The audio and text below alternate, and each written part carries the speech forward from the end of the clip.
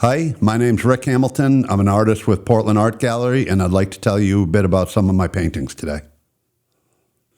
This painting's called A Visit from the Band. Music is really important in my art, and when I paint, I always have music playing. The colors in this piece and the title were inspired by a movie I saw a few years back. This one is called Dance Contest Havana, 5 a.m. I've done quite a few paintings in this series of a dance contest with different time stamps. This one is 5 a.m. I've done 3 a.m., 4 a.m., and I've even broken it down into 30-minute sections. I imagine this couple has been dancing all night long and they can barely stand up and they're just at the end of their rope.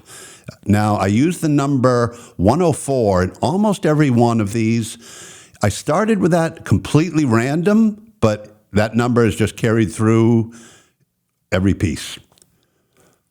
Slow Drive to Nowhere. This was inspired by a studio mate of mine who actually lived in her van at the studio, and I had this idea that I would do the same thing, but I thought about the logistics of it, and I said, okay, I can't do that. But it did promote or prompt all these paintings of VW buses.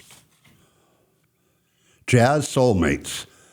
This one's inspired, one, by my love of jazz, but also I saw this scene of a flamenco dancer dancing to one guitar player who was singing and playing guitar, and I was just really impressed and drawn to the connection that they both had, and I wanted to portray that in this painting. Dreams of a Beautiful City. So this is my favorite city, Portland, and my home also, and I've included little tidbits of the city here in this piece, the way that I see them. We'll always stick together. So this one was painted live at the Portland Art Gallery, and it's a really big piece. It's 6 feet by 10 feet.